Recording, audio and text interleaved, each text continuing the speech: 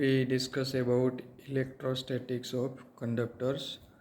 हम जानते हैं हमने चैप्टर 1 में कंडक्टर और इंसुलेटर के बारे में डिस्कस की है।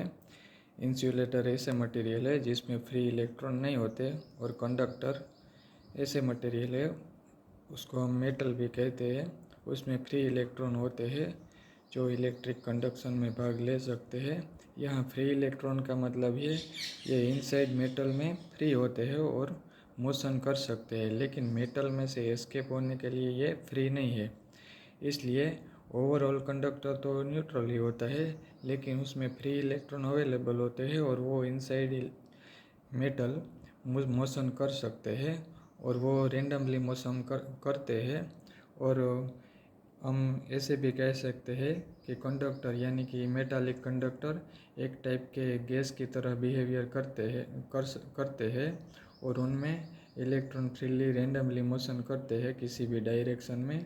लेकिन जब हम एक्सटर्नल इलेक्ट्रिक फील्ड अप्लाई करते हैं तब ये मेटालिक कंडक्टर में फ्री इलेक्ट्रॉन फील्ड की डायरेक्शन के अगेंस्ट मोशन करते हैं। और हम इलेक्ट्रोलाइटिक सॉल्यूशन की बात करें तो ये सॉल्यूशन में फ्री इलेक्ट्रॉन और साथ साथ में पॉजिटिव आयन भी फ्री होते हैं और दोनों टाइप के चार्ज कैरियर में अवेलेबल होते हैं और उनकी मोशन में इलेक्ट्रिक फील्ड का अफेक्ट तो होता ही है, साथ साथ केमिकल फोर्स से भी ये मोशन अफेक्ट होती है और ज़्यादा कॉम्प्लेक्स हो जाती है। लेकिन इस टॉपिक में हम सिर्फ मेटालिक कंडक्टर्स का यानी कि सॉलिड कंडक्टर्स का इलेक्ट्रोस्टैटिक्स के इम्पोर्टेंट पॉइंट के बारे में डिस्कस करेंगे।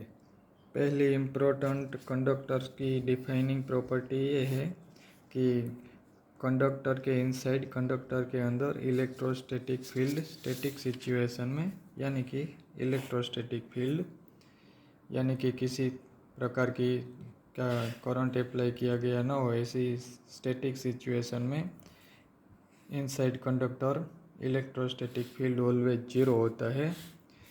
ये हम आसानी से समझ सकते हैं कि जब किसी भी कंडक्टर में electric field external electric field apply किया गया हो या ना किया गया हो, लेकिन उसके इनसाइड फ्री इलेक्ट्रॉन अवेलेबल होते हैं और ये फ्री इलेक्ट्रॉन ऐसे डिस्ट्रीब्यूटेड हो जाते हैं कि ओवरऑल इलेक्ट्रिक फील्ड जीरो हो जाता है। जब तक ये इलेक्ट्रिक फील्ड जीरो नहीं होता तब तक चार्ज कैरियर पर फोर्स लगता है और उसी फोर्स की वजह से वो मोशन करते रहते हैं और ऐसा तब तक होता है जब तक इलेक्ट्रोस्टैटिक फील्ड होता है। जब वो न्यूट्रल हो जाता है, कैंसिल हो जाता है, तब जाके ये कंडक्टर में स्टैटिक सिचुएशन आती है। और अगर हम एक्सटर्नल फील्ड अप्लाई करें, मान लो कि ऐसा कोई कंडक्टर है और हमने ये डायरेक्शन में positive to negative external electric field apply किया, तो उसमें क्या होता है, ये कंडक्टर का जो सारा इलेक्ट्रॉन है ये इलेक्ट्रॉन पर ये साइड फोर्स लगता है, यानी कि इलेक्ट्रॉन ये साइड ड्रिफ्ट हो जाते हैं और यहाँ पॉजिटिव चार्ज ओपन हो जाता है, यानी कि ये इंटरनल इलेक्ट्रिक फील्ड ये डायरेक्शन में क्रिएट हो जाता है। और ये तब तक ये प्रोसेस होती रहती है जब तक ये इंटरनल इलेक्ट्रिक फील्ड ये एक्सटर्नल इलेक्ट्रिक फील्ड को कैंसिल ना कर दे, यानी कि electrostatic field inside the conductor always zero होता है। यह दूसरा पॉइंट क्या कहता है, किसी भी चार्ज कंडक्टर की सरफेस पर इलेक्ट्रोस्टैटिक फील्ड उनकी सरफेस के नॉर्मल ही होता है किसी भी पॉइंट पर। यह समझने के लिए हम ऐसा एक कंडक्टर ले लेते हैं और ये कंडक्टर में ये चार्ज होगा और ये कहता है कि ये इलेक्ट्रोस्टैटिक फील्ड है, ये उनकी सरफेस के किसी भी पॉइंट पर ऐसे नॉर्मल ही होता है। मान लो कि ये नॉर्मल के सिवा किसी भी रेंडमली डायरेक्शन में अगर ये इलेक्ट्रिक फील्ड होगा, ये डायरेक्शन में इलेक्ट्रिक फील्ड होगा, तो उसका मतलब क्या है, ऐसी डायरेक्शन में अगर इलेक्ट्रिक फील्ड होगा तो उनके नॉर्मल और टेंजेंटियल दो कंपोनेंट हो गए। एक ये नॉर्मल कंपोनेंट होगा और ये साथ साथ में ये टेंजेंटियल कंपोनेंट होगा। और ये टेंजेंटियल कंपोनेंट के कारण यहाँ जो सरफेस पर चार्ज कैरियर होगा उन पर किसी ना किसी फोर्स लगेगा और ये फोर्स की वजह से ये चार्ज कैरियर मोशन करेगा और ये करंट जनरेट करेगा। लेकिन स्टैटिक केस में ऐसा पॉसिबल ही नहीं है, इसलिए electric field always normal direction में ही होता है।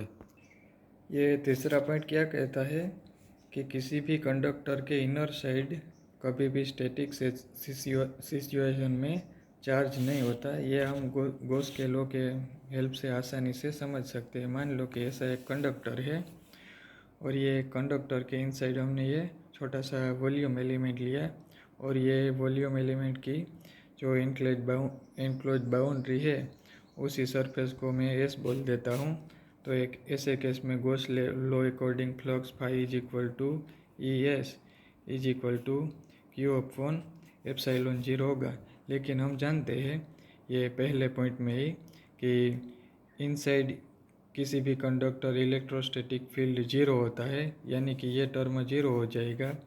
तो Q upon epsilon 0 is equal to 0। हम जानते हैं एप्सिलॉन 0 तो कांस्टेंट है, वो तो 0 हो सकता नहीं, इसलिए क्यू 0 है। इसलिए हम कह सकते हैं कि किसी भी कंडक्टर के इनसाइड ऑलवेज चार्ज 0 होते हैं।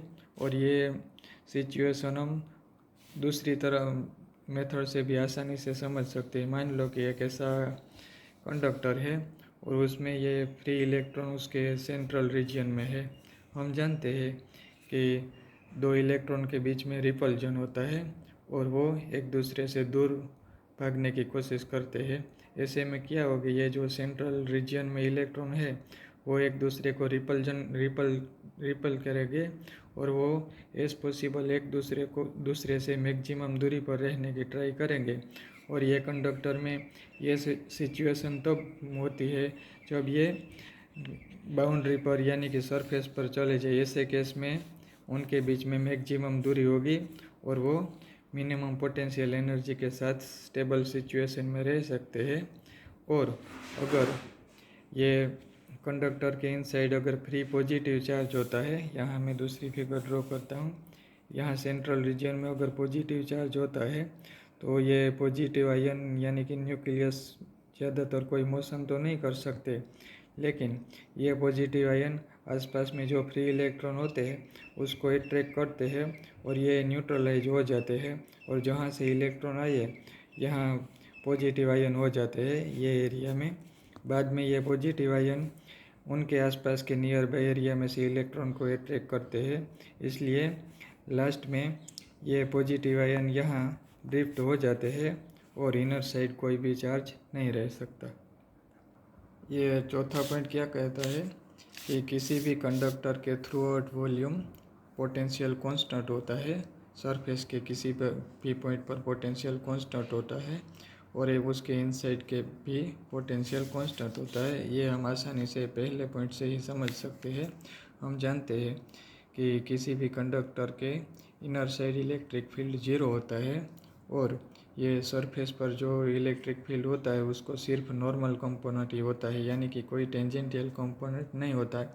इसका मतलब ये हुआ कि ये सरफेस के किसी भी पॉइंट पर चार्ज को एक जगह से दूसरी जगह पर जाने के लिए कोई फोर्स नहीं लगेगा और कोई वर्क नहीं करना पड़ेगा, यानी कि किसी भी दो पॉइंट के बीच में पोटेंशियल डिफरेंस नहीं होगा। इसका मतलब कि ये पोटेंशियल कांस्टेंट होगा और ये कांस्टेंट पोटेंशियल की value through out volume inside या सरफेस पर सेम ही रहेगी। लेकिन अगर हम किसी आउटसाइड के पॉइंट की बात करें सरफेस के नियर बाय एरिया में, तो ये नियर बाय एरिया में इलेक्ट्रिक फील्ड सरफेस के नॉर्मल होता है और उस पॉइंट पर पोटेंशियल की कुछ वैल्यू होती है जो कांस्टेंट वैल्यू नहीं होती है। ये कांस्टेंट वैल्यू पोटेंशियल की है, ये किसी भी कंडक्टर की कैरेक्टरिस्टिक है, लेकिन ये एक कंडक्टर से दूसरे कंडक्टर पर वेरी होती है।